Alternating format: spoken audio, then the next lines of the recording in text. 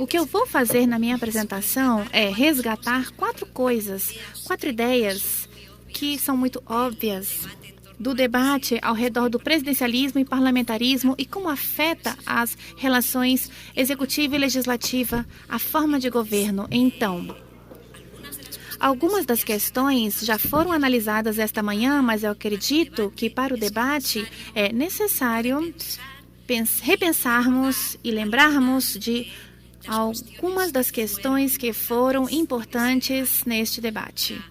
Ou seja, hoje, poderíamos pensar que, como dizia Otávio, e como também foi mencionado na mesa esta manhã, algumas ideias de Juan José Lins que ficaram no espaço. E também devemos pensar no contexto histórico, ou seja, no seu momento onde ele escrevia que era o momento em que as transições na América Latina estavam acontecendo e ele considerava que a forma de governo presidencialista poderia ser um elemento potencialmente perigoso para as jovens democracias. Então, essa questão já não está na discussão e, de fato, demonstrou-se que não foram produzidas quebras na democracia. Então, algumas das suas ideias continuam estando presentes, principalmente gerando formas de relação entre o executivo e o legislativo que são diferentes em ambas formas de governo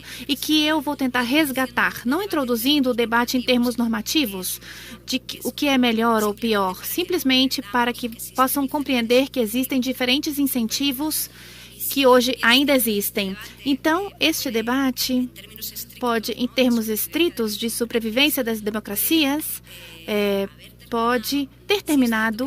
Então, foi mantida talvez latente e que em alguns momentos, com os poderes do Equador, com o caso de Honduras, com o caso de Fernando Hugo no Paraguai, no caso dos acontecimentos recentes no Brasil, então, de vez em quando, surgem e voltam outra vez à palestra. Insisto, talvez Lins possa ter se enganado em exagerar esses efeitos nocivos que têm as formas de governo, os governos que não conseguiam maiorias no legislativo. Sim, também é certo que existem alguns efeitos diferenciais em relação à forma de governo parlamentar. Ou seja, essa forma de governo, sim, é gerada. E eu quero destacar estes em 4 partes. Eu vou falar, então, do exercício das funções, que tem o executivo e o legislativo e que em ambas formas de governo são iguais, mas que a forma de governo gera que as instituições forneçam diferentes mecanismos. Vou falar também da relação dos partidos com o presidente. Vou falar um pouquinho de coalizões. E depois também vou falar dos conflitos maiores quando existem, algumas interrupções prematuras dos mandatos dos presidentes. No exercício das suas funções, todos os parlamentos no mundo compartilham 2 funções importantes, ou têm uma interação com o executivo no exercício dessas funções, que é o controle e a legislação. Nos sistemas parlamentares, isso é muito mais. Por exemplo, quando eu dou aula aos meus estudantes latino-americanos e eu lhes digo que o presidente espanhol tem que estar todas as quartas no Congresso para responder às perguntas da oposição, ele, no seu gabinete, se assusta. Isso não pode acontecer em um sistema. Isso não acontece em um sistema presidencialista, onde talvez o presidente vai a uma ascensão simbólica ao Congresso. Sim, vai, mas nos casos, às vezes vai uma vez ao ano. Então, essa não é uma sessão de controle semanal, onde, sim, o presidente tem que submeter às perguntas da oposição e tem que fazer frente e, com certeza, nesse dia estão todos os meios de comunicação. Não vão ao Congresso nunca, mas nesse dia, porque eles gostam da discussão, seriam meios de comunicação e todos vêm à discussão ou vêm como o executivo, como o presidente responde às perguntas da oposição. Então, o controle político é muito mais importante dentro de um sistema o controle político é entendido como algo que pode ser um impeachment ou uma censura no sistema parlamentar. Um controle político com uma função política é muito importante nesse sistema parlamentar. Isso é muito importante. E esta quase é a função primordial, a função onde os estudantes dos sistemas parlamentares prestam muita atenção. O controle político, não para descobrir casos de corrupção, não para carregarmos ao presidente nesse momento, mas para desgastar, para impedir fazer e para desgastá-lo. Então, nesta primeira questão, é importante, e eu acredito que está motivada, gera uma relação diferente da forma de governo. O sistema parlamentar, o controle é muito importante, muito mais que a legislação. Em um sistema presidencialista, a função legislativa e o exercício que os legisladores fazem, tanto a iniciativa legislativa quanto depois também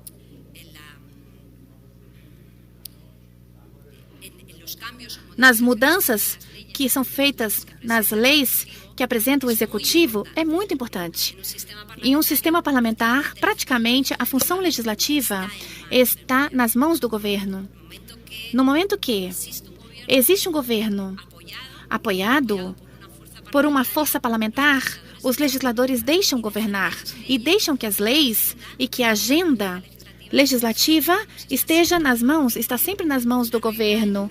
Uma regra de 80% do que você apresenta na prova e 80% da legislação aprovada veio do governo. Então, a função legislativa não é tão importante. E é muito importante a função do controle.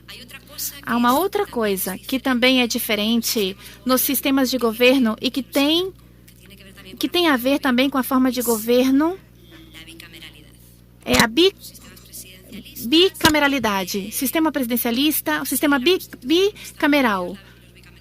Então, isso é muito mais simétrico nos Estados Unidos, enquanto que nos sistemas parlamentares, que seguem o modelo inglês, de Westminster, todos os casos, mas são modelos muito mais assimétricos. Então, isso faz com que, em um sistema parlamentar, existam menos jogadores.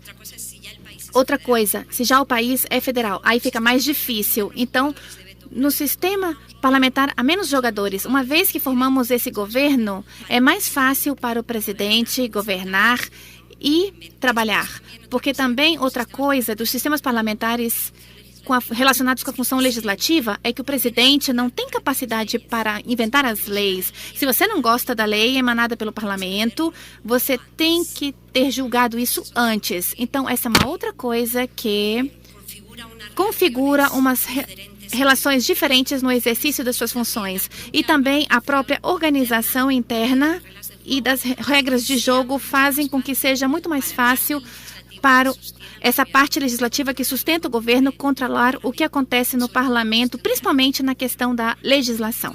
Então, esta primeira questão sobre a qual eu queria refletir com vocês no exercício das suas funções pode ser diferente e pode incidir a forma de governo. Depois, e isso eu resgato, uma obra que já mencionava esta manhã e como mantém a forma de governo não somente que impacta nas relações executivo-legislativo, mas também na relação que mantém o partido com seu presidente. Em um sistema parlamentar, é muito mais fácil controlar o presidente pelo seu próprio partido, porque é um agente dele mesmo, é o mesmo processo eleitoral, o que nos sustenta. E se nós nos afundamos os dois e temos mecanismos para voltar a trabalhar. Mas, em um sistema parlamentar, o que fazemos com o presidente é que em um sistema presidencialista, o que fazemos com o presidente? Eu esqueci essa parte. Eu estou pensando, o que fazemos? O Partido Liberal na Honduras, o que faz quando pensa que Mensalaya está indo para o lado errado e nós liberais estamos muito centrados? O que podemos fazer com você ou o que fazemos com Fernando Lugo no Paraguai? pensamos que também está saindo do rumo e não está indo nas linhas do partido. Então, essa saída tem a ver também com a forma de governo presidencialista e com a rigidez que pode gerar. Então, não somente configuram novas relações executivo-legislativo diferentes, mas também configuram uma relação diferente entre o presidente e o partido político. Em um sistema parlamentar, isso é muito mais fácil para o partido controlar o seu presidente e transformá-lo em um agente do partido do que deixá-lo livre. Depois, outra questão que também foi mencionada, se falou muito esta manhã e vai seguir falando, que são as coalizões. Toda coalizão, mesmo que seja um sistema parlamentar ou presidencialista, gera custos de transação. Não é fácil nós ficarmos de acordo. Incrementamos o número de jogadores e, bom, traz custos que podem ser através de coisas limpas ou custos que podem levar-nos a coisas sujas que têm a ver com políticas públicas, talvez mais paroquiais, ou talvez coisas que não são tão limpas. Em um sistema parlamentar, isso é muito importante. Pode haver governos de coalizão e de fato, houve e vai continuar existindo.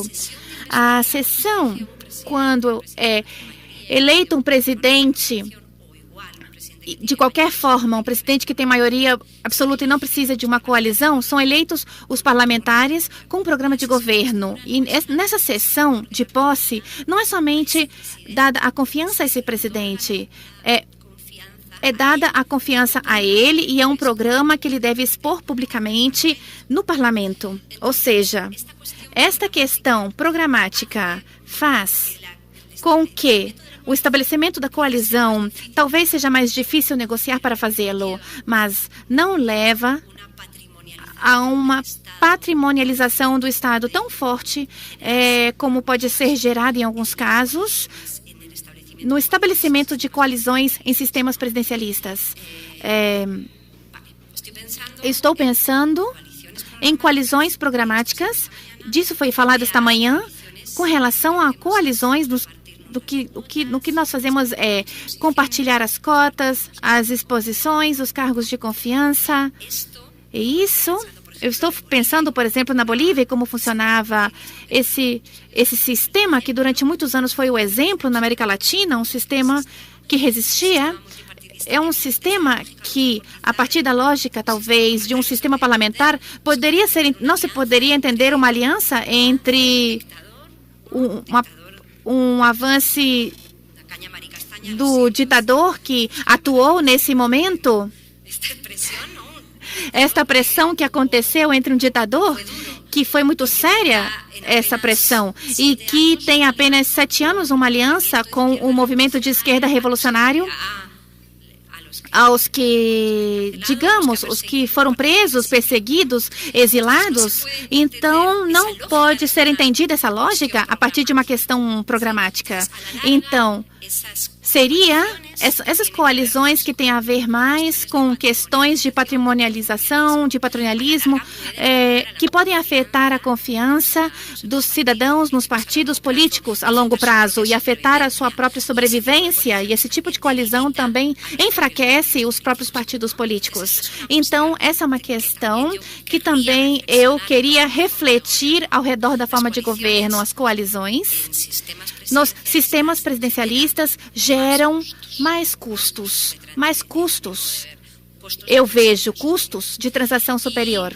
E depois está o quarto ponto, e já para finalizar, eu queria comentar com vocês, seriam os conflitos da dupla legitimidade, já mencionada por Lins, e que afetam não somente situações que podem ser de bloqueio entre as duas partes, mas também a interrupções prematuras dos mandatos. Então, é certo que existem saídas institucionais nos sistemas presidencialistas, como o exercício político, o impeachment. Eu acredito que esse é um procedimento extraordinário que gera, então, uma tensão dentro do sistema político. Ou seja, eu acredito que um juízo político não é comparável a uma questão de censura, uma moção de censura no sistema parlamentar. E não é comparável porque, em um juízo político, nós estamos destituindo a um senhor que foi, a uma senhora que foi eleita pela soberania popular. Não é o mesmo dizer não confio em você a um senhor que outorgamos a confiança ao parlamento do que dizer-lhe que eu não confio em você a alguém que foi eleito diretamente pelos cidadãos. Então, esta questão que é extraordinária, e eu não digo que seja institucionalizada, não vou entrar nessa questão com o Carlos, ou seja, continua perfeitamente na lógica institucional, não há nenhum problema. Eu não digo que esse seja um golpe, mas sim, eu digo que considero que é uma questão extraordinária e que gera uma atenção e uma crise na lógica política muito diferente da que gera uma confiança onde o presidente não precisa ter feito nada para ser destituído. Simplesmente deixamos de confiar em você. Adeus, você pode ir embora e que venha outro. Então, existem as soluções para bloqueios do poder em sistemas parlamentares que são mais fáceis, não são tão rígidos e são estão estabelecidas de forma mais fácil e estão de forma mais clara. Mas as vias institucionais para sair das crises nos sistemas presidencialistas, como o juízo político, ou a declaração de incapacidade do presidente, ou a convocatória a uma Assembleia Constituinte, são questões que geram, que não são tão flexíveis. Eu não quero dizer que não sejam legítimas, e que não são tão flexíveis em termos políticos. Então, eu acredito que esses quatro elementos são os que eu queria falar hoje, e que eu queria apresentar para vocês nessa relação entre executivo e legislativo e a forma de governo. Muito obrigada a todos pela atenção. O que eu vou falar hoje são algumas reflexões sobre as relações executivo-legislativo em sistemas presidenciais, e eu muito rapidamente gostaria de mencionar a importância de instituições para essas relações e também para falar um pouquinho sobre entraves e caminhos para evitar entraves legislativos. Especialmente, eu gostaria de argumentar que há duas formas para se evitar essa parálise legislativa e ineficiência. Uma tem a ver com os poderes institucionais dos atores chaves, o Congresso, o presidente. E eu vou falar um pouco mais sobre o presidente. E no outro, para tentar evitar impasse legislativo, tem a ver com a posição dos atores. Então, podemos tentar de uma forma ou de outra, e esses se complementam. E eu posso falar como instituições podem facilitar certas posições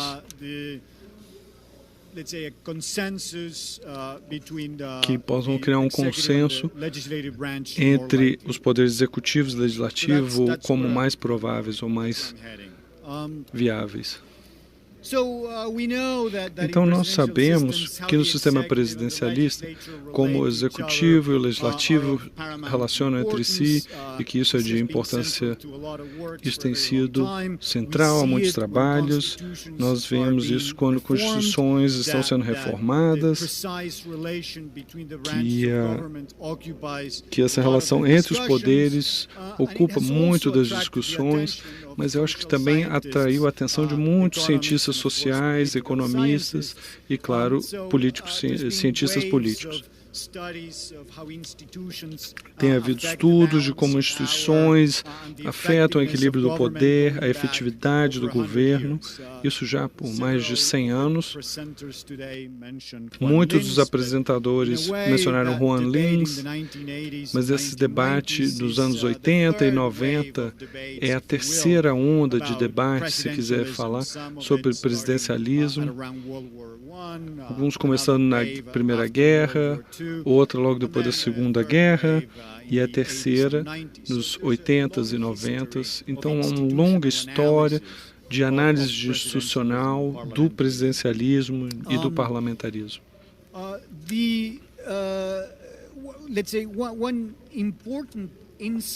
Um insight importante dessa literatura sobre instituições, especificamente das instituições, primeiras instituições, que algumas restrições foram relacionadas ou associadas com autoritarismo e também com mau desempenho econômico ao longo prazo. Aqui é uma simples regressão, que é só para dar uma ideia do que estamos falando. Isso são dados dos anos de autoritarismo no século XX, de Pérez-Linha, tem uma variável dependente, tem uma variável independente, restrições sobre o executivo no fim do século XIX, as últimas 2 décadas, e aí também questões de literacia.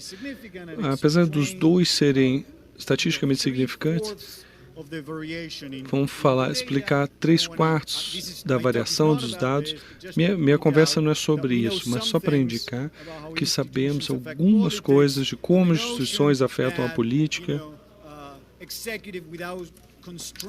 em que um executivo sem restrições é problemático para a democracia, é bem estabelecido, pelo menos no longo prazo. Eu vou falar agora sobre instituições contemporâneas. E a história agora mudou com a estabilidade democrática, porque muito que se escreveu até os anos 80 e 90 de quais seriam as melhores instituições para que não tivéssemos ditaduras. Mas essa não é a preocupação central mais, mas agora a ideia de que o presidencialismo pode funcionar melhor é ainda muito importante e que alguns dos resultados políticos mudaram. E é claro que podemos pensar que instituições são só parte da história, a cultura importa, e que não muda tão com frequência, etc. E que a economia também afeta. E, claro, todos gostaríamos de boas economias e bom crescimento econômico. Então, minha apresentação é mais sobre 2 questões. Como o design de instituições, o institucional, pode ajudar a evitar esse impasse legislativo. E podemos fazer de uma forma que gere um estilo de governo mais responsável e consensual. Então, evitando esse impasse legislativo, eu diria, tem 2 formas. Uma tem a ver com instituições políticas, o equilíbrio institucional, isso significa conseguir, entre aspas, o correto nível de força executiva e legislativa, e há, claro, um debate qual é o nível correto. E o segundo seria posições. As instituições podem ajudar a emergência de atores com posições favoráveis, que facilitaria o trabalho de legislar e evitar impasses. Em relação à primeira questão, o equilíbrio institucional, nós sabemos que presidentes fortes evitam impasse. E isso tem sido o favorito de ciência política brasileira. Quando outros cientistas políticos dizem, não, o seu sistema está errado, e os brasileiros dizem, não é tão errado, tão problemático.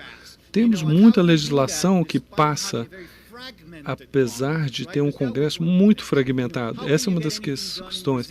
Como que você consegue alguma coisa com 1 milhão de partidos? E essas regras eleitorais que são meio esculhambadas pelo tudo que aprendemos na escola. Então, como que fazemos? E a resposta dos cientistas brasileiros, cientistas políticos, é que damos ao Executivo muito poder. O Executivo tem poder suficiente para superar esses perigos do presidencialismo. Eu diria sim, ok, em parte estão certos. Executivos fortes impedem o impasse. Mas há outras consequências, como o Sérgio mencionou. Instituições podem trazer consequências não previstas e tem também não previstas quando se tem um forte presidente. Não vou falar das consequências do Brasil, mas eu diria que, em geral, há questões a quais deveríamos preocupar em dar aos poderes excessivos ao presidente. E de onde vem esse excesso? Eu diria que as ferramentas para lidar com isso têm a ver com poderes legislativos e também incentivos eleitorais. Mas também importante, e talvez tão importante quanto como um presidente forte, é ter um Congresso forte. Um forte Congresso é importante para fazer leis, para fazer equilíbrios efetivos e evitar impasse. Um Congresso forte pode trazer meio termo e também tem uma supervisão mais efetiva. E pode ter a ver com o profissionalismo do legislativo e as características organizacionais. Então, minha história é de que podemos evitar esses impasses, mas talvez há preferências normativas que a gente gostaria de ver quando fizermos o design de das instituições políticas, em promover legislativo e impedir esse conflito.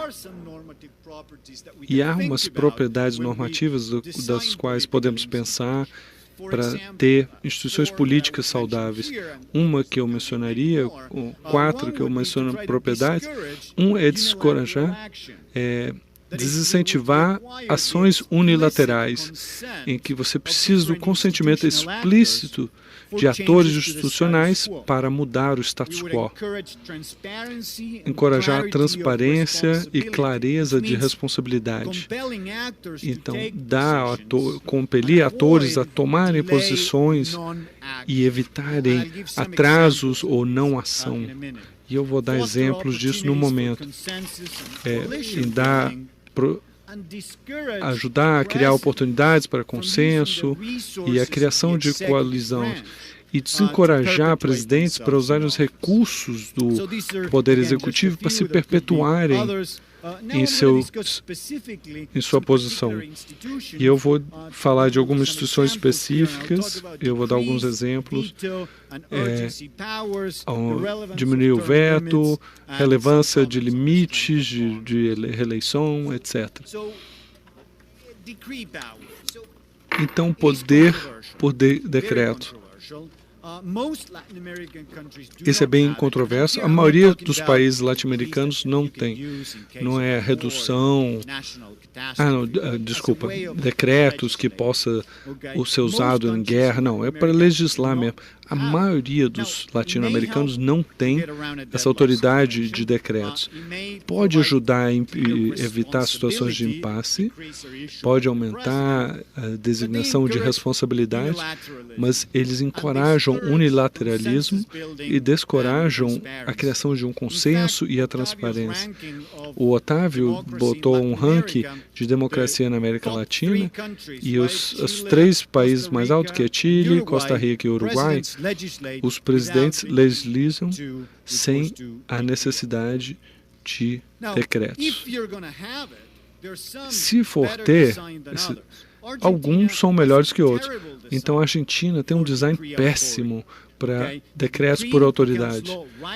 Ela se torna lei imediatamente, pode ser mantida se pelo menos uma das casas do Congresso decide não fazer algo a respeito. No Brasil, em comparação à Argentina, é muito melhor o design.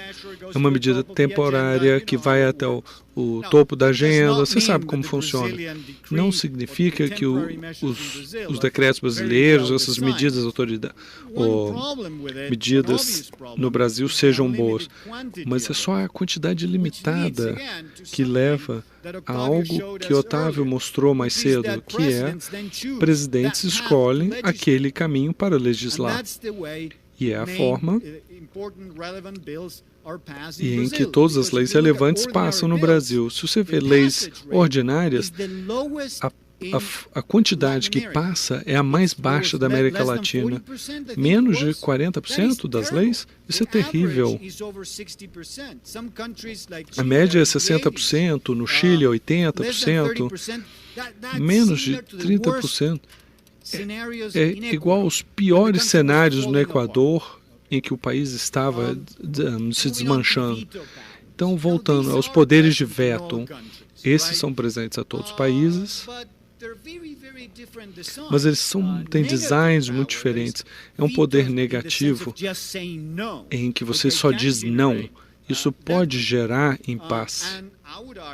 E eu argumentaria que uma parcial, em que você tem um veto parcial e as partes que não são vetadas são automaticamente passam, também é problemático.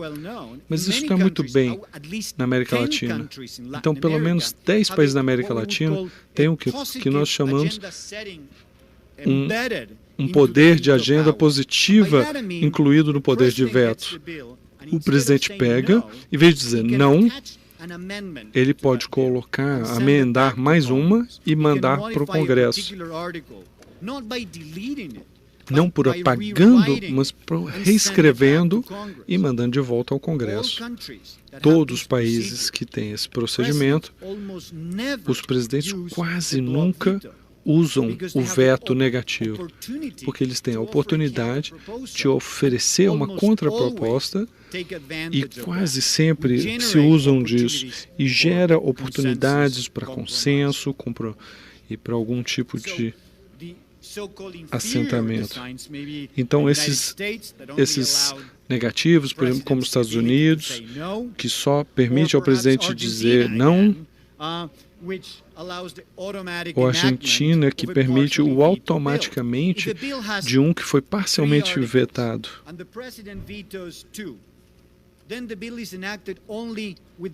E aí, a lei passa só com a última parte, se a primeira foi vetada.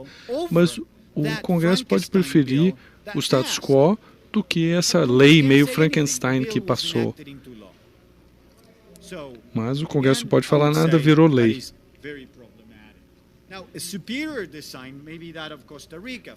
Mais superior talvez possa ser da Costa Rica, em que o presidente pode botar uma emenda e pode vir com uma alternativa, ou a Colômbia, por exemplo, que tem um veto parcial, mas não uma entrada em lei parcial, né?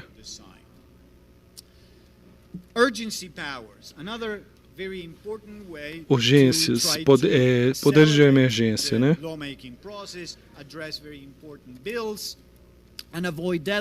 E evitar impasse. Então, tem grandes propriedades, ele compele atores políticos a tomarem ação.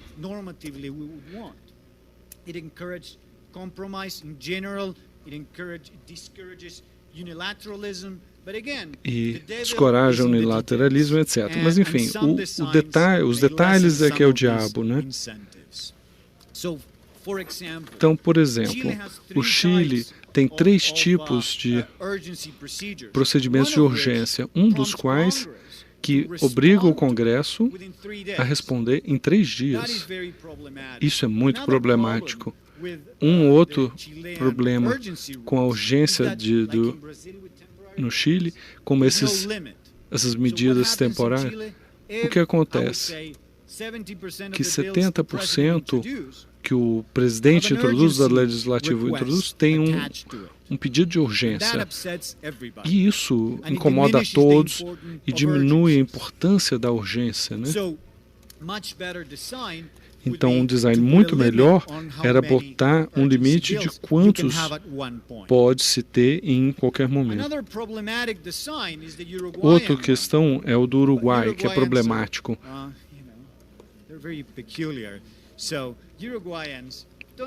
Então, os uruguaios é muito peculiar, então eles não usam, então eles têm um design ruim, então não usam. Mas é feito mal.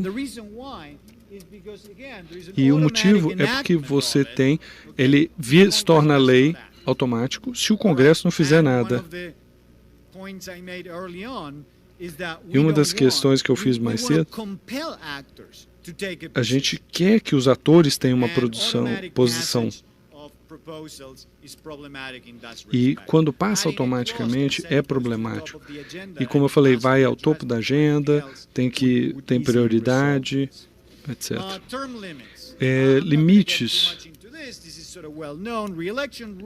Essas regras de reeleição podem melhorar a accountability de eleitores, mas são terríveis, que eles favorecem a personalização de políticas.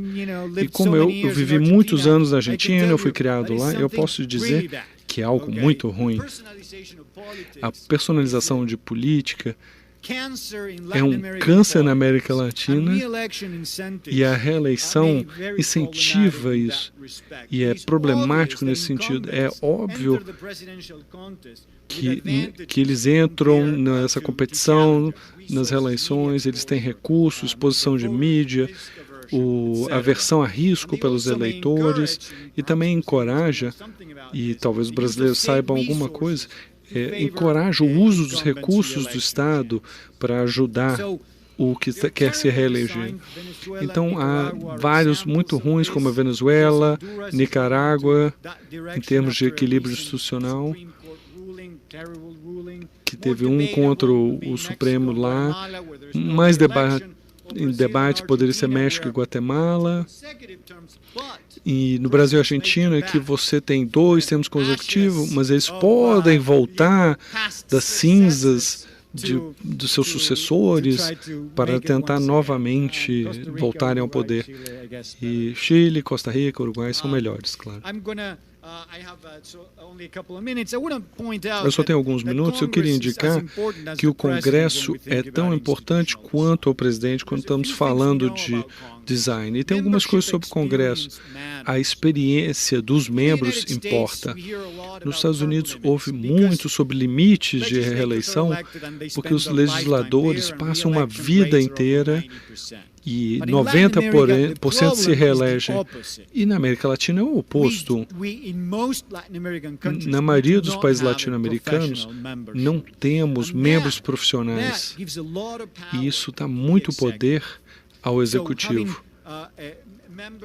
Então, tendo membros, duração mais longa de termos, legisladores profissionais, isso é crucial para melhorar o processo legislativo, para equilíbrio de poder. Esses mais experientes são mais possíveis de trazer membros da sua coalizão e de profissionalizar a conduta do Congresso. Então, comitês também são importantes. E uma coisa que eu gostaria de indicar é que há muita diferença na força do Congresso na América Latina. Uma forma de ver é ver o número de sessões que o Congresso tem por ano. Então, por exemplo, isso aqui é só em 2010, é só para você ter uma ideia. O Congresso argentino entrou em sessões 28 dias. Em comparação, na Costa Rica, o Congresso se reuniu 163 dias. Uruguai, 68 dias, que parece ser a média. E isso importa, e muito. Então, a última coisa, que é a segunda forma em que as instituições podem ajudar a evitar, é posições. Quer dizer, você elege presidentes que são favoráveis e que têm posições. Eu sei que o Carlos tem a ver com isso, que tem e também posição de presidentes perante o Congresso. Nós sabemos que os presidentes que têm posição, mais ou menos na média no Congresso, conseguem ter mais coisas feitas. E você pode compensar por poder institucional mais fraco ao promover presidentes que são centrais ou localizados centrais. Pode ser um pouquinho para a esquerda, um pouco para a direita, não interessa. Mas em relação à posição dos atores do Congresso. Isso é algo também que as instituições podem ajudar. Algumas instituições promovem a eleição de presidentes moderados. Ou, para ser mais específico, a forma de eleger ganhadores e perdedores, quer dizer, não, eleger candidatos que, se comparados uns aos outros, vão ou sempre ganhar, ou eles ou não vão ser também os que sempre perdem. E os cientistas políticos favorecem essas regras eleitorais, o voto alternativo, ou a regra de Combs. Nenhum país da América Latina tem isso, mas podemos sonhar. E também temos eleições com consequentes ou em seguida. Então, eu só gostaria de dizer que a análise que é mudar focos da quebra democrática para criar um estilo consensual de presidencialismo, e isso é um importante objetivo. Instituições políticas ajudam em que escolham os poderes corretos para presidentes fortes, em dar força ao Congresso, promover a eleição de presidentes moderados. E tem algo que eu não falei, porque isso estava foco das relações legislativo e executivo, mas também é importante, que é reforçar o poder judiciário e ajudar também o Estado de Direito. Muito obrigado. Lo que voy a presentarles es un trabajo. Son dos trabajos que eu coautoro com Frederico yo trabajo junto con Federico Bertolini, que fue mi alumno na EBAP, en EBAP, en la FGB, y que fue capturado por Lúcio, que está en Brasilia trabajando aqui com Lúcio esse ano. Este año. Espero que não por mucho tiempo. Bom, a minha ideia aqui é tomar uma posição, certo? Eu vou assumir o risco. Seria assumir um risco, melhor dizendo. Eu vou fazer essa apresentação, vou colocar o dedo na ferida e vou assumir uma posição. Eu vou arriscar dizer que o sistema político brasileiro não tem problemas de desenho institucional, certo? Não tem. E vou desafiar os que acreditam nisso. Obviamente que, por dizer isso, eu não quero dizer que o sistema político brasileiro é ideal. Nós temos problemas, mas não temos problemas no âmago do desenho institucional brasileiro. O desenho institucional brasileiro ele é funcional e ele já demonstrou sucesso e ele pode vir a demonstrar sucesso mais uma vez. Obviamente que precisamos de ajustes aqui ou acolá, mas nenhuma alteração no core, no âmago do sistema político brasileiro. Muito pelo contrário. Bom, é aqui, né, Fred? É aqui. Eu vou esquipar logo essa primeira aqui, porque a Mercedes já falou disso. Eu vou logo para as três condições, porque para dialogar com o Eduardo. Eduardo, você argumentou, e eu concordo inteiramente, que presidentes muito fortes, strong president, né, pode ser um risco. E o Brasil tem um presidente muito forte, né? E eu argumento no meu livro com o Marcos André que essa é uma condição necessária, uma condição sem a qual o sistema presidencialista não funciona bem, que é ter um presidente forte. É ter um presidente constitucionalmente forte, que domine a agenda, que seja o coordenador do jogo, como o Sérgio definiu de manhã, que seja o iniciador das coisas, ele seja o polo de aglutinação de preferências em torno dessa fragmentação de partidos. Então, o presidente precisa assumir esse papel de coordenador. E, para isso, ele precisa ter moedas de troca. Ele precisa ter moedas de troca. Eu não vejo nenhum problema em democracias existirem moedas de trocas institucionais, uma vez que, para que partidos que não necessariamente concordam com a agenda do presidente para que eles façam parte de uma coalizão pós-eleitoral, é necessário que o presidente detenha ferramentas e moedas de troca, moedas essas que são fundamentais para os legisladores continuarem sobrevivendo. Então, é fundamental que o presidente tenha discricionariedade no uso de burocracias, ministérios, orçamento. Sem essas ferramentas, o presidencialismo partidário não funciona. Isso é uma condição também necessária. Além do presidente ser constitucionalmente forte, ele precisa ter ferramentas unilaterais de alocação discricionária. E, obviamente, premiar aqueles que fazem parte da sua coalizão e punir aqueles que não fazem parte da sua coalizão. Não vejo absolutamente nada de errado nisso. Agora, existe uma terceira condição extremamente necessária, Eduardo, que você disse no final, muito rapidamente, que é justamente ter um sistema sofisticado de instituições capazes de dizer não para esse presidente quando esse presidente cruza o sinal. E nós temos também isso no Brasil. Nós temos um sofisticado sistema de checks and balances. Nós temos um judiciário extremamente independente, nós temos um Ministério Público extremamente independente, profissionalizado, tribunais de contas, uma mídia investigativa, independente, uma Polícia Federal também independente. Ou seja, ter um presidente forte, com ferramentas de governo, de construção de coalizões pós-eleitorais, não significa, no caso brasileiro, um cheque em branco. Pelo contrário, quando esse presidente se comporta mal, essas instituições agem e punem esse presidente. E o exercício disto, ao invés de interpretar como uma falha do sistema, como muitos interpretam o fato de termos 2 presidentes que sofreram impeachment no Brasil, isso nada mais é do que um exemplo do seu sucesso. Sucesso, uma vez que existem instituições capazes de punir quem se comporta mal. Por isso, argumento no livro que o sistema político brasileiro, que foi desenhado na Constituição de 88, ele é capaz de gerar equilíbrio.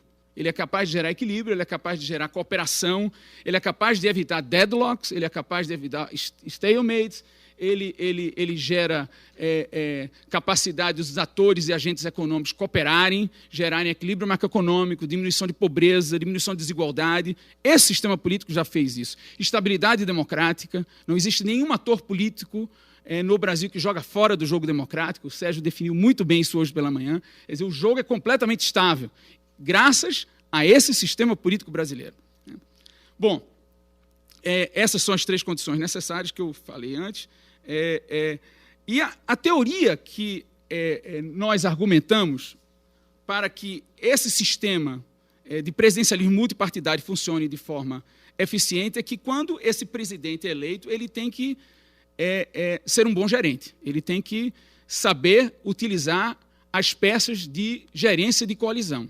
Sem esse pré-requisito, esse sistema vai funcionar mal. Então, o argumento básico da minha apresentação aqui é que nós tivemos, recentemente, no Brasil, durante esses 13 anos, péssimos gerentes de coalizão. Não só o presidente Dilma, mas o presidente Lula também. Eu vou demonstrar o quanto as decisões equivocadas de gerência de coalizão o PT gerou, e gerou um custo de governabilidade altíssimo ao ponto de levar ao impeachment da presidente. E a teoria que venho desenvolvendo sobre gerência de coalizão afirma claramente 3 hipóteses. A primeira hipótese é que coalizões grandes, com muitos atores políticos, aumenta o custo de transação, aumenta o custo de coordenação e, obviamente, aumenta o custo de governabilidade e leva mais a deadlocks. Então, quanto mais presidentes construírem coalizões menores, com menores atores, não menores em termos numéricos, mas com atores políticos, com menor número de partidos, mais barato será governar, mais fácil será governar. A segunda hipótese diz respeito à heterogeneidade ideológica dos membros da coalizão. Ou seja, quanto mais compartilhamento de posições existir entre os membros da coalizão, existir uma agenda comum, eles tiverem preferências ideológicas semelhantes, menor o custo de governo, mais fácil é governar, mais o presidente vai ter sucesso no legislativo. O inverso também é verdadeiro. E, por último, o último componente diz respeito ao compartilhamento de poder e de recursos. Esse presidente, para gerar felicidade na coalizão, gerar capacidade de uma gerência eficiente na coalizão, ele precisa compartilhar poder e recursos proporcionalmente ao peso político de cada parceiro. Então, quanto mais proporcional o presidente for, levando em consideração o peso político dentro do Congresso, desses parceiros, mais fácil será governar. Quanto mais desproporcional, mais difícil será, mais problemas de gerência ele vai enfrentar. Bom, o modelo, mais ou menos, é um modelo que nós propomos no paper, é um modelo dinâmico, não é estático, até porque esses acordos eles podem sofrer choques externos ou mesmo internos, uma eleição, um escândalo de corrupção, uma crise econômica, mas, em última instância, o presidente precisa aprovar uma agenda. Para aprovar essa agenda, ele precisa de apoio no Congresso. Para ter apoio no Congresso, ele precisa trocar esse apoio com moedas de troca e vai atingir mais sucesso. E, obviamente, que os atores fazem updates constantes dessas beliefs, né, dessas crenças de qual estratégia vão gerar mais recursos e vão gerar mais poder para esses próprios atores, e eles decidem se continuam apoiando o presidente ou não continuam apoiando o presidente. E esse jogo ele é intertemporal. Esse jogo não é um one single shot game, quer dizer, é um jogo de repetição, né? Bom, vamos às características para vocês entenderem concretamente o que eu estou querendo dizer. Isso aqui é uma tabela que agrega todas as variáveis que nós utilizamos, sobre proporcionalidade na coalizão, que, como vocês vão perceber, é um pouco diferente da proporcionalidade do Otávio, que apresentou pela manhã, porque, diferentemente do Otávio, nós não levamos em consideração os ministérios considerados não partidários no cálculo da proporcionalidade. O Otávio leva isso em consideração. Ele argumenta que mesmo ministros não partidários é da cota do presidente. Nós não. Nós assumimos que a proporcionalidade que diz respeito a ministros que têm um partido, que têm uma filiação partidária.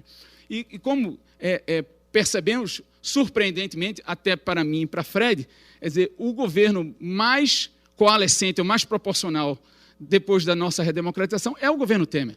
O governo Temer, hoje, ele apresenta a maior taxa de proporcionalidade, ou seja, o governo Temer ele compartilha mais poderes com seus aliados do que qualquer outro governo depois da redemocratização. Eu acho que é melhor, Fred, a gente ir direto para o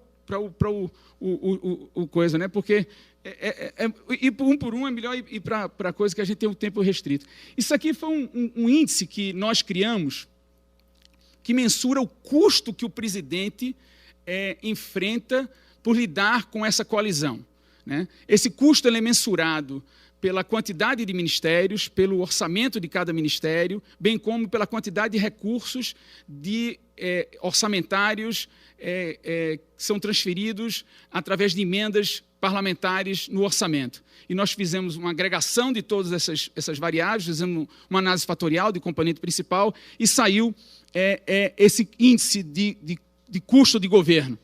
E é interessante observar nesse gráfico que o custo de governo, comparando os governos Cardoso 1 e 2, Lula 1 e 2 e Dilma Rousseff 1, que é onde esses dados permitem, nós observamos um custo de governabilidade crescente nesses 5 governos.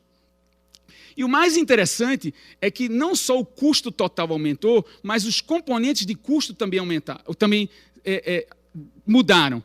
No governo Fernando Henrique Cardoso I, por exemplo, essa área preta é a quantidade de recursos que o presidente aloca para os membros da coalizão, que não o seu partido.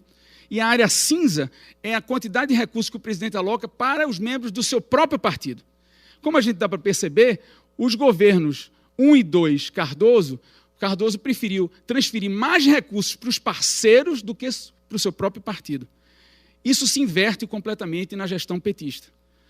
Quando o PT assume o poder, o PT prefere alocar muito mais recursos burocráticos, ministeriais e financeiros para os próprios membros do PT do que para os parceiros. Surpreendentemente, foi na gestão inicial do governo Lula, que tinham 35 ministérios, só para dar um exemplo, dos quais 60% foram alocados para o PT. O PMDB, que era o seu principal parceiro, tinha mais ou menos o mesmo peso político do PT dentro do Congresso Nacional e teve apenas 2 ministérios, enquanto o PT teve 21 ministérios. Então, para você ver o grau de monopolização da alocação de recursos. E o argumento é básico, Eduardo. Quanto mais o presidente monopoliza recursos no seu próprio partido, mais ele gera animosidades, mais ele gera conflito interno na coalizão, o custo de gerência dessa coalizão aumenta e, naturalmente, os parceiros vão aproveitar momentos de vulnerabilidade desse presidente para inflacionar o preço do apoio. Bom, isso é interessante porque nós fizemos uma medida de eficiência para saber até que ponto gastar mais se gera mais sucesso eleitoral. Não sucesso eleitoral, sucesso do presidente dentro do Congresso. E o que percebemos é que, se o presidente não faz o dever de casa, que é construir uma coalizão pequena, ideologicamente homogênea e compartilhando recursos com parceiros, mesmo que ele gaste mais, isso não gera mais sucesso dentro do Congresso. Então, para que o presidente consiga ser bem-sucedido, é preciso que ele gerencie bem a coalizão. Gerenciar bem a coalizão é compartilhar poder, é compartilhar recursos com parceiros. Do contrário, no final do dia, ele vai terminar gastando mais e aprovando menos. Ele vai ser um governo ineficiente, como foi o governo Dilma Rousseff. Bom, eu vou passar a popularidade aqui agora, que é um constrangimento. Vamos, que eu acho que é mais aqui. Não, porque isso aqui a gente já sabe. Eu vou passar aqui agora para o que eu acho que é novo nisso aqui, porque eu já fiz essa apresentação em outros lugares, isso aqui é novo, é a primeira vez que nós estamos apresentando. E ele surge por quê? Porque toda vez que a gente apresenta nosso trabalho, existe uma crítica recorrente, que é a pressuposição que o nosso sistema político ele é muito fragmentado e a fragmentação partidária é um impeditivo à boa gerência da coalizão. Ou seja, é impossível, ou seria impossível, um presidente ter uma boa gerência de coalizão em um ambiente fragmentado. E o que nós observamos aqui, que isso não é muito verdade, né? Na realidade, essa transparência, ela não diz isso, ela diz outra coisa, agora que eu pulei. Na realidade, essa transparência, ela mede a distância ideológica mediana da coalizão com a distância ideológica do Congresso ao longo do tempo, desde a redemocratização até o governo Temer aqui agora. É possível perceber, nessa linha verde aqui, que é a ideologia do presidente, a linha laranjada é a ideologia da coalizão e a linha azul é a ideologia do Congresso. O que é que a gente percebe aí? É que, vamos tentar aqui diminuir um pouco, colocar aqui 94 e 2016. Está bem aqui. Aqui é interessante o governo Fernando Henrique. Você vê que existe praticamente ou seja, as preferências tanto do presidente como da coalizão, como do Congresso, elas praticamente se espelham uma na outra. Você tem pouquíssimas diferenças entre essas preferências. Já no governo Lula, ocorre um verdadeiro hiato, uma verdadeira descontinuidade entre as preferências do presidente, da coalizão do presidente e do que o Congresso desejaria. Interessante que a literatura sobre governo dividido, governo unificado, ela é fundamentalmente centrada em cima de um critério numérico. E tem o caso americano como caso de excelência, ou seja, governo unificado é quando o partido do presidente tem maioria de cadeiras no Congresso. Governo dividido é quando a oposição tem maioria no Congresso. Por definição, em presidencialismo multipartidário, os partidos dos presidentes nunca têm maioria no Congresso sozinhos. Então, esse conceito de governo dividido ou governo unificado ficaria completamente useless, ficaria sem sentido no caso brasileiro.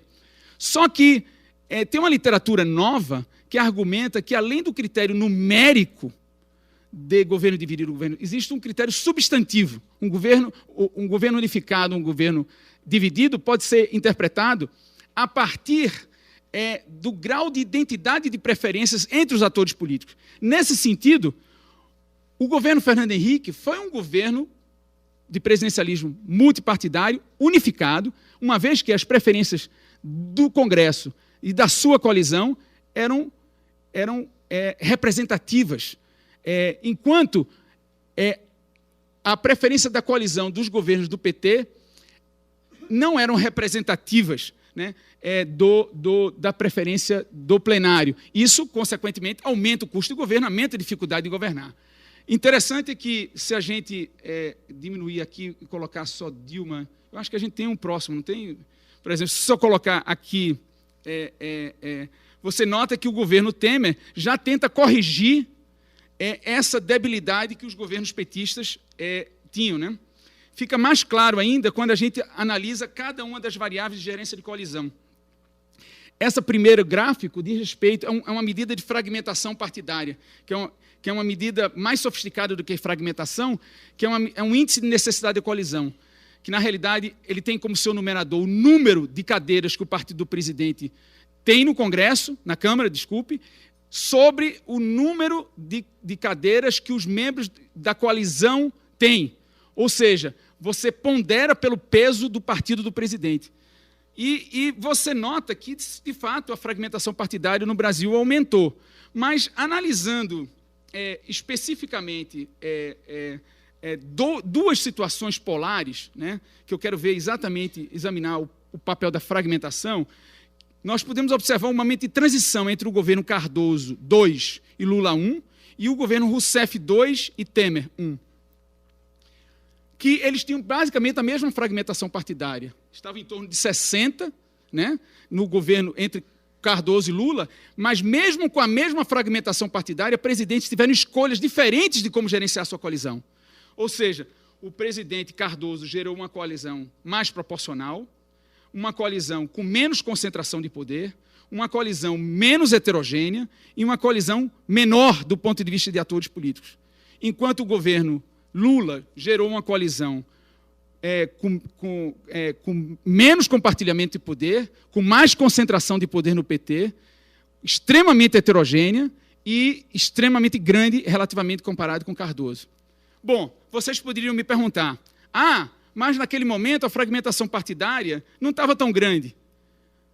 Mas eu quis dizer, então, da situação entre o Rousseff e Temer, que eles têm a mesma fragmentação e altíssima, né? O índice de necessidade de coalizão chega quase a 150, de acordo com o índice de Timothy Power. Quer dizer, eles têm o mesmo grau de fragmentação partidária, mas mesmo tendo o mesmo grau de fragmentação partidária, eles têm estratégias completamente opostas de gerência da coalizão, desmentindo, então, a pressuposição de que a fragmentação partidária é um constrangimento forte o suficiente para que evitar o presidente a ter uma escolha de gerência de coalizão eficiente. Temer, por exemplo, mesmo diante do mesmo constrangimento e fragmentação partidária, estou correndo, ele construiu uma coalizão mais coalescente do que o governo Cardoso, inclusive, uma coalizão que ela, não consigo ler daqui, menos concentrada, ou seja, o PMDB, relativamente, é um partido que tem menos ministérios comparado aos seus parceiros, é uma coalizão menos heterogênea, e a única coisa que o governo perde em um ambiente muito fragmentado é uma coalizão com muitos atores. Mas é a única variável de gerência de coalizão que uma alta fragmentação gera mais constrangimento. Todas as outras variáveis de gerência de coalizão, o presidente pode fazer uma boa coalizão a despeito de um ambiente supostamente mais hostil. Bom, vou correr aqui, porque já estou concluindo. Então, o que eu queria destacar é que a crise que enfrentamos no Brasil não se deve a problemas de desenho institucional, mas fundamentalmente de gerência. Os governos do PT geraram coalizões ruins, coalizões muito grandes, muito heterogêneas, não compartilharam o poder e pagaram um preço alto por isso. Tiveram vários alertas dos próprios parlamentares, identificando o quanto estavam sendo subrecompensados. E é justamente nesses momentos, eu esqueci de mostrar, mas antes, foi justamente nesse momento de grande dissociação que aconteceu também no governo Collor, que o governo sofreu o impeachment. Então, o fato do governo Dilma Rousseff ter perdido a maioria no Congresso foi fruto de uma escolha equivocada de gerenciar sua coalizão, acumulada ao longo do tempo, gerando custos que foram só inflacionando o preço do apoio. Então, o sistema brasileiro é fundamento consociativo, inclusivo, e para tal, não pode ter um partido que se comporte de forma majoritária, como o PT se comportou. O PT se comportou de forma majoritária, impondo sua agenda e concentrando poder e recursos em sua mão e não compartilhando com parceiros. Cedo ou tarde, o preço do apoio vai aumentar e, consequentemente, a instabilidade desse governo vai vir. Não observar a distribuição do poder no plenário ou montar coalizões gera situações análogas de situação de governo dividido, como a gente demonstrou. Então, é fundamental que o presidente leve em consideração a preferência mediana do Congresso quando estiver montando sua coalizão. Porque quanto mais distante, quanto menos a preferência mediana da coalizão não espelhar a preferência mediana do Congresso, maiores serão os custos do governo, mais governo dividido teremos. Então, as decisões do presidente de como gerenciar coalizões influenciam os custos do governo, mesmo com a existência de restrições exógenas, como a gente falou, fragmentação partidária, por exemplo, ou mesmo popularidade, que não deu tempo de explorar aqui. Outros aspectos, só mais esse minutinho final, é que o tempo é relevante, né? Parceiros se cansam de serem maltratados, né? Como o PMDB, por exemplo. O PMDB foi, historicamente, ao longo desses 13 anos, maltratado, não só o PMDB, mas vários parceiros, pelo PT. Obviamente que a conta foi aumentando. E no momento em que o PMDB teve a oportunidade, um momento de grande vulnerabilidade da presidente, o governo não conseguiu mais pagar esse preço, e o que custou o pescoço da presidente. Quais são as implicações para a literatura, né? As implicações para a literatura são várias, mas fundamentalmente é perceber que os poderes constitucionais excessivamente para o presidente não são suficientes para gerar bom governo.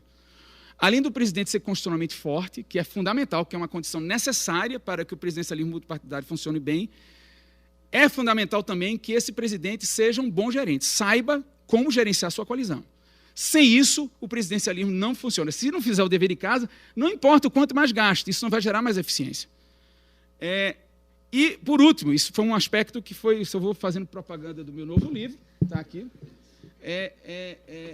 em que justamente abordamos, um dos aspectos fundamentais que abordamos para explicar desenvolvimento é justamente leadership, né? Liderança, que é uma variável, como o Sérgio definiu na sua apresentação e o Otávio também, muito negligenciada pela literatura brasileira. Mas leadership, como a gente define aqui, principalmente a capacidade de galvanizar a energia, de coordenar diversidade de interesses em cima de uma agenda específica, utilizando os recursos que o presidente e que a Constituição oferece a esse presidente. Então, se o presidente conseguir usar essa liderança diante dessas ferramentas que o sistema político oferta, é possível construir consenso, é possível construir coordenação política, é possível vencer estratégias monopolistas e afirmar o consorciativismo que o sistema político brasileiro requer. É isso aí, obrigado. Com relação às coalizões pré- e pós-eleitorais, eu acredito que isso faz parte de uma estratégia eleitoral dos partidos políticos. A estratégia é diferenciar os sistemas multipartidários e eu não tenho capacidade para diferenciar. Então, como eu posso justificar a minha existência? Assim, se eu ofereço ou se eu já digo qual é a minha posição, então, em alguns sistemas eleitorais, a estratégia para a sobrevivência é irmos juntos, porque é a única forma de chegar, mas a estratégia dentro de um sistema multipartidário, proporcional, onde temos a capacidade para chegar, a minha estratégia é diferente para justificar a minha própria existência como partido político. Então, eu acredito que faz parte da estratégia dos partidos políticos. E com relação à pergunta concreta da Espanha, agora mesmo todos os espanhóis estão fazendo esta pergunta. Como vamos às eleições de acordo com as coalizões que devem ser formadas? E os partidos não o dizem claramente, alguns mais do que outros. Dizem por onde ir, e isso faz parte da sua própria estratégia para ganhar as eleições. E também da falta de experiência dos partidos políticos e dos cidadãos. Temos muito para aprender com o Brasil, porque enfrentamos um governo de coalizão também. Obrigada. A tua pergunta era se há uma relação entre poder do presidente, as coalizões, se são formadas coalizões. Bom, a resposta é que é endógena. Apresentações foram feitas há algum tempo que mostravam uma associação entre os poderes do presidente e a fragmentação do sistema partidário. Ou seja, no período de democratização há 30 anos, de forma geral, foi dado mais poder aos presidentes em contextos onde os partidos eram mais fracos e havia mais fragmentação partidária. Então, não é surpreendente que vejamos governos de coalizão em países onde o presidente aparentemente é mais forte, mas eu não vejo que as coalizões são formadas devido ao fato do presidente ser mais forte.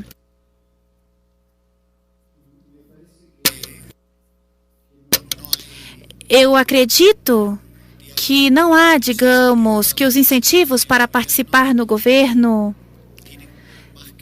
têm mais a ver com o poder do gabinete do que com o poder concentrado que é feito no executivo. Mas eu vejo, basicamente, que esse é um problema de algo endógeno que tem a ver com em que país surgiram. Naqueles países onde surgiram presidentes fortes, também eram os países onde havia mais fragmentação. E como foi mostrado há algum tempo, onde há mais fragmentação, há mais coalizão. Eu creio que todos esos incentivos están presentes en todos los gobiernos, no solo en el gobierno Collor, por ejemplo, gobierno Sarney, que fue un gobierno muy inclusivo. Muchas personas se olvidan, pero fue en el gobierno Sarney que empezaron a votar en Brasil a partir de un decreto presidencial donde un tercio de la población que no hacía parte del juego político empezó a ser parte de ese juego.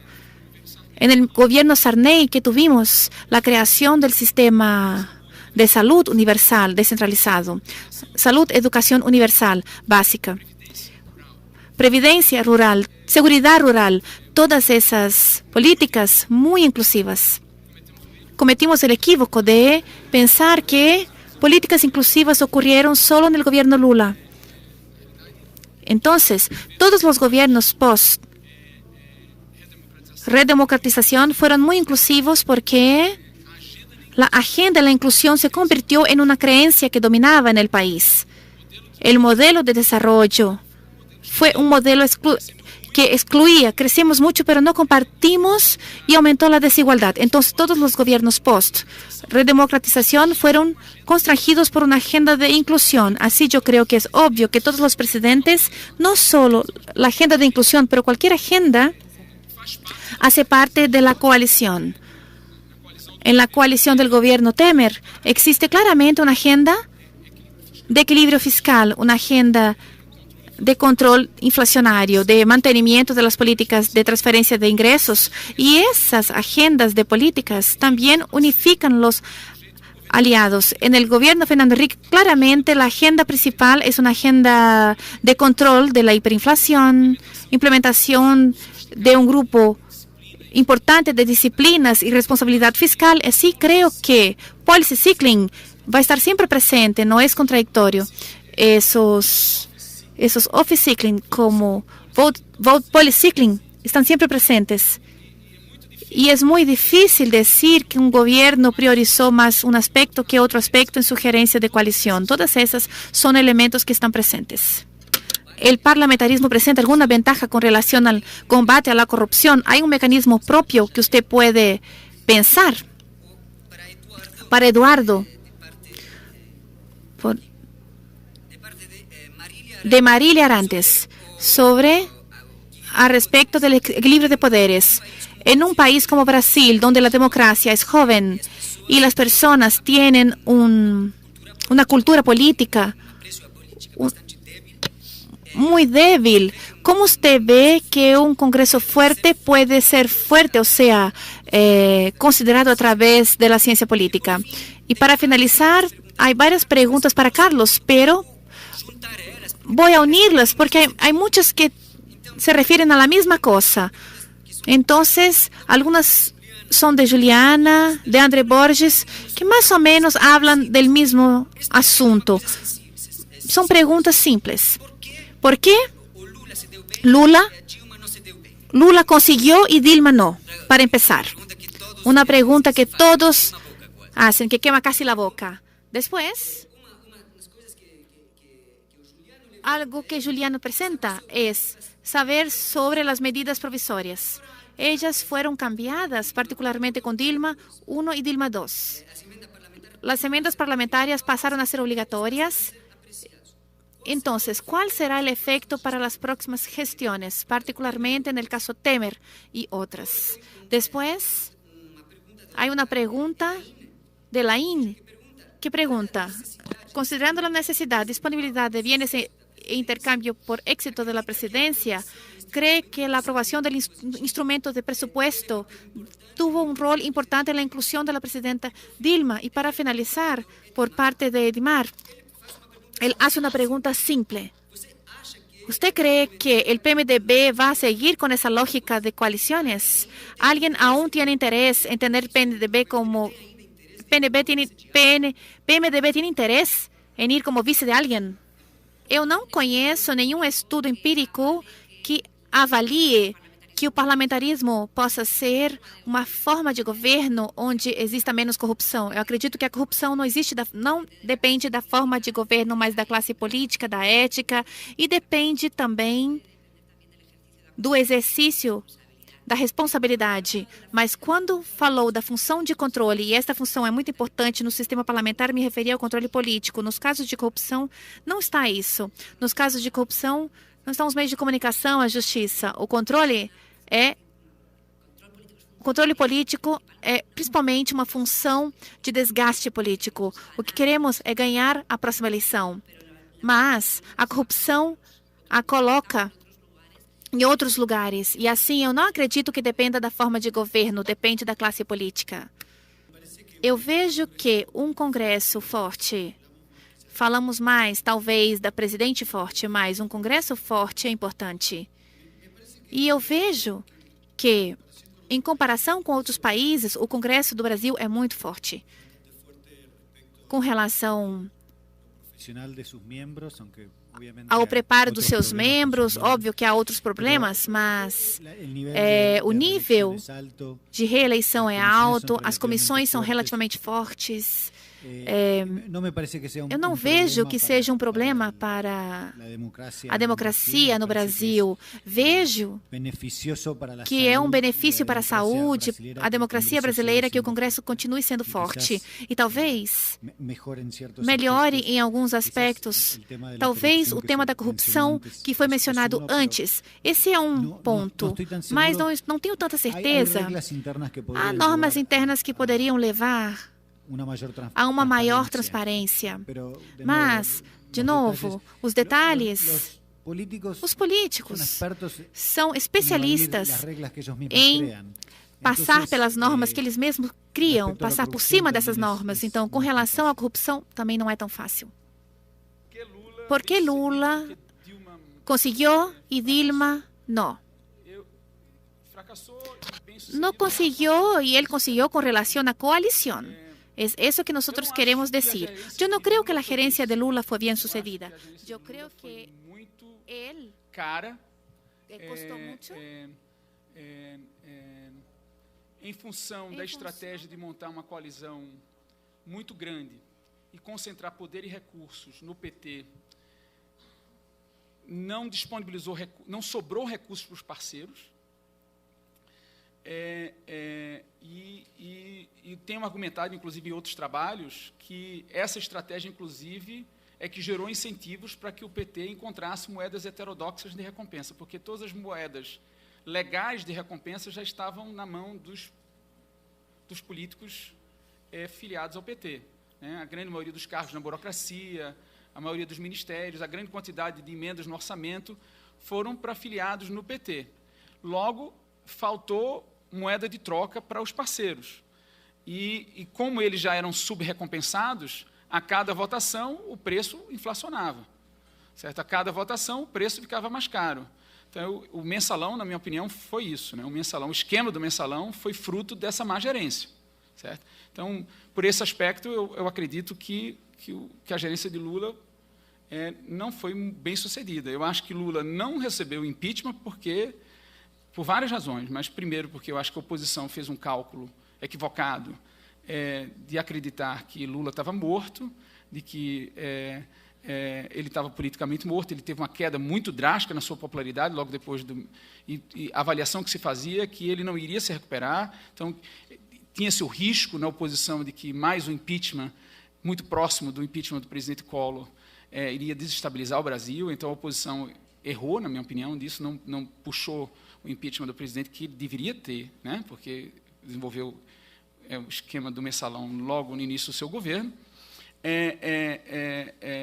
E ele também foi muito beneficiado pelo um boom gigantesco de commodities, né? Quer dizer, houve uma injeção de recursos muito fortes e uma política muito vigorosa de políticas de inclusão e de transferência de renda que também criou canais de popularidade fortíssima para o governo. Então, o governo se recuperou politicamente e conseguiu se reeleger. Mas, do ponto de vista específico da gerência de coalizão, eu acho que o governo Lula foi um desastre, né? Uma coalizão muito heterogênea, muito grande, 13 parceiros, e muito dispendiosa e muito monopolista, né? Em relação a medidas provisórias, eu tenho uma interpretação um pouco diferente do Eduardo.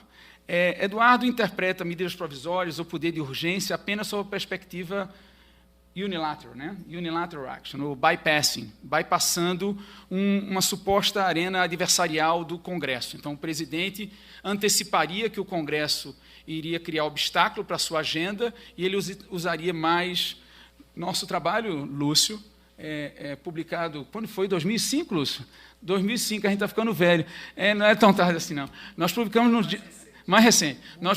Muito tempo. Nós publicamos no GOP, inclusive nós testamos essas duas hipóteses, a hipótese da usurpação, que mais ou menos foi a análise que o Eduardo falou, e a hipótese que a gente, vamos dizer assim, que a literatura chama de delegação, ou seja, os legisladores delegam esse poder, porque a gente tem que lembrar que a medida provisória é uma escolha do legislativo para o executivo. Então, eles optaram por isso.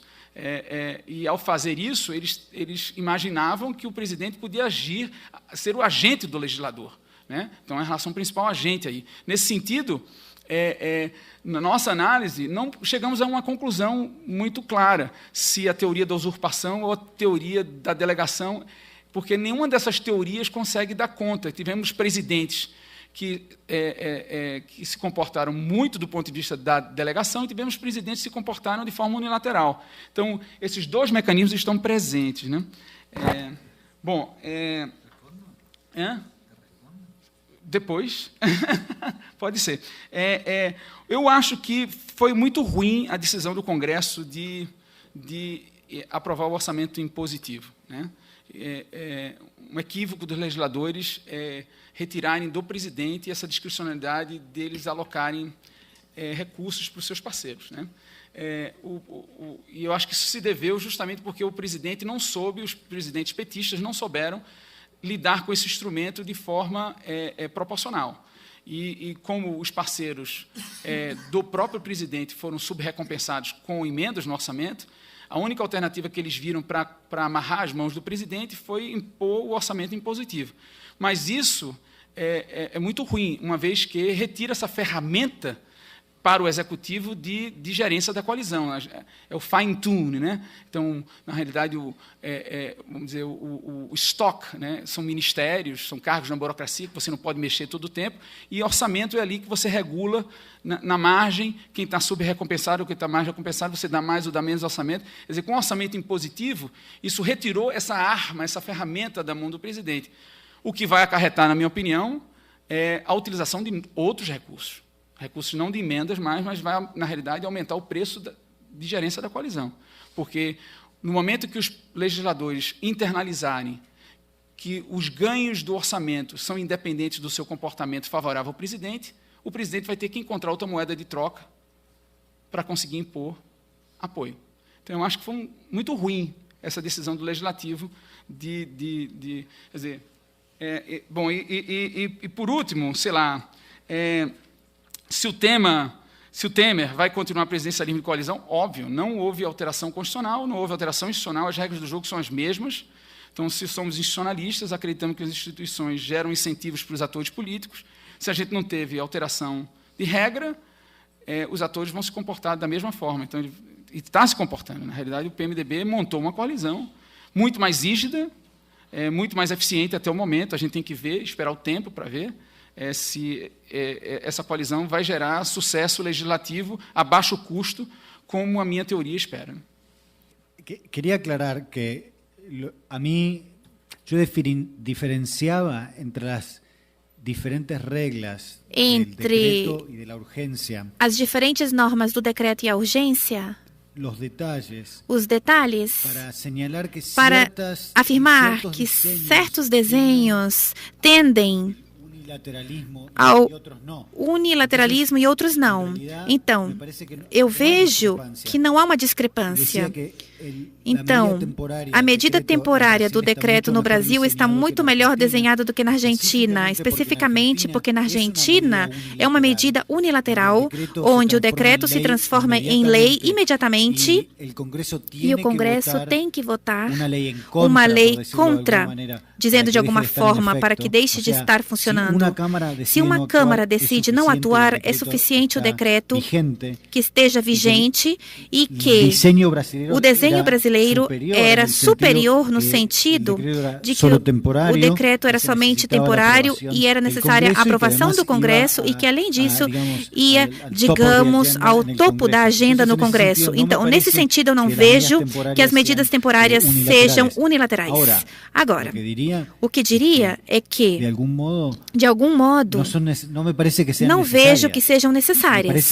Eu vejo que estão melhor desenhadas, mas eu não vejo que sejam necessárias. Chile, Costa Rica e vários outros países não as têm. Então, o mesmo acontece com as urgências. Assim dizia que a urgência no Uruguai, eu vi que não estava bem desenhada. O fato de que se o Congresso dava a oportunidade para não atuar e se o Congresso não atuava, se transformava em lei. Então, seria melhor o fato de, naqueles países onde a urgência tem que ser tratada pelo Congresso em um determinado tempo. Então, eu não vejo que sejam medidas unilaterais. E eu vejo que, de novo, tudo o que importa são os detalhes de como estas normas estão escritas, e isso determina até que ponto são uma ferramenta unilateral nas mãos do presidente ou não. Considerando o governo de coalición, ¿cómo funciona? ¿Será que en el límite sería posible decir que lo que sostiene las coaliciones es la corrupción? Celina Pereira que hace esa pregunta. Otra pregunta que proviene ahí, más dirigida para Carlos, pero los otros dos también pueden contestar. ¿Cómo PT hace para disminuir a hegemonia, a heterogeneidade da coalizão, sendo que partido de izquierda en un Congreso de direita? Como ele hace para disminuir isso, se é que isso é possível? E finalmente uma pergunta que não podia não vir, tinha que vir da parte de Tânia, para todos. O Eduardo falou que não ia falar a ele, só se alguém perguntara sobre isso. ¿Es golpe ou não é golpe? Agora alguém perguntou.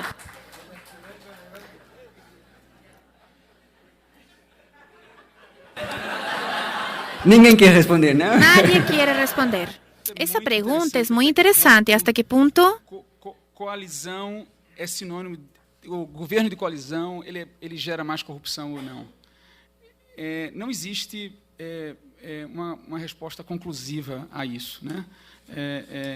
Existem muitos autores que argumentam que sistemas eleitorais proporcionais de lista aberta, como é o caso brasileiro, gera mais corrupção. Outros dizem que o sistema eleitoral de lista fechada gera mais corrupção. Outros dizem que o sistema majoritários são menos corruptos, mas existe muito debate, não existe uma posição final. No caso específico do brasileiro, eu não quero crer que gerenciar coalizões necessariamente seja sinônimo de corrupção. E para que essa chance diminua, é fundamental o que o Eduardo falou, a transparência e a institucionalização nessas moedas de troca. Na Indonésia, por exemplo, que tem um presidencialismo multipartidário muito parecido com o Brasil,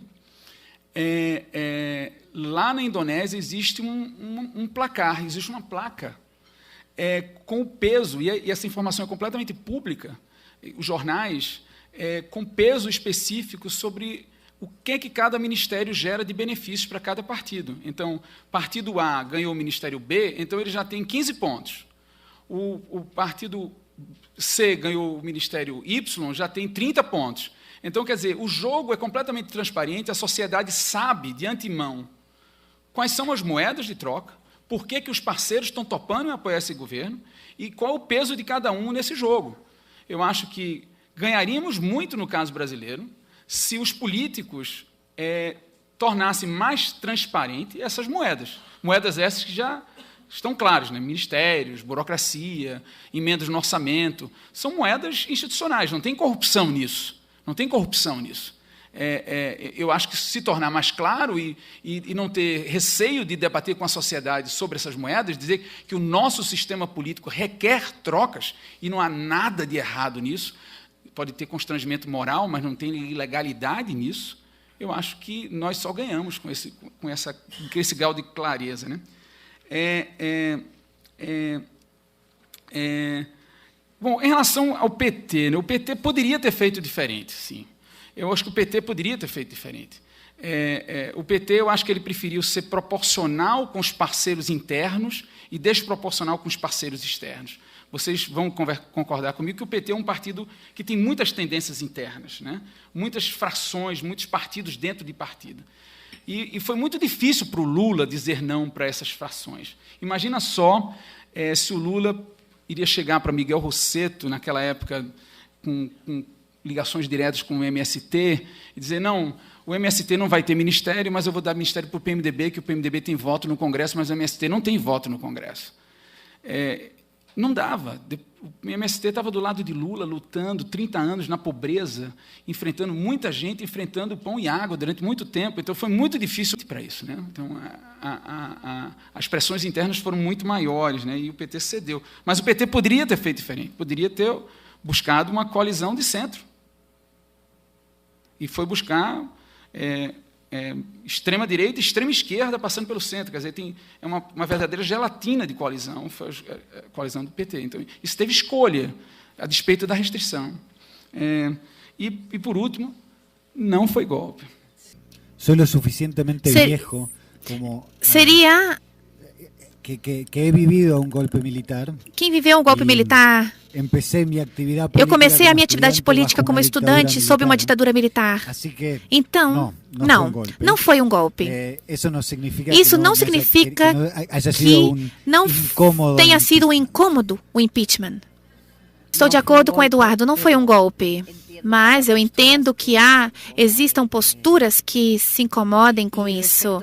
E com relação à pergunta de coalizão e igualmente a corrupção, eu não acredito que um sistema de coalizão isso leve à corrupção. Insisto, em um sistema de coalizão são gerados custos de transação, mas não deve ser necessariamente de corrupção. Pode ser através de políticas públicas com interesses particulares. Então, eu acredito que isso tem a ver, de novo, com a cultura política. E está muito bem quando Carlos falava do sistema eleitoral. O sistema eleitoral, com uma determinada cultura política, o que muda é quem se corrompe, se é o partido político, e os interesses são através do partido político ou os indivíduos. Eu quero dizer que transferir um sistema de voto que pode ser, não sei se a Alemanha ou a República Dominicana, que são semelhantes, o que pode funcionar muito bem com uma cultura política, na Alemanha, gera uma questão e práticas políticas sérias na República Dominicana. E não aumenta a representação, mas aumenta a corrupção e a geração de gastos para manter esse tipo. Então, eu entendo que a cultura política é importante e o que vai fazer o sistema eleitoral em um sistema que tem corrupção, mudar se a corrupção existe no partido ou a corrupção é mais do candidato ou do partido, claro.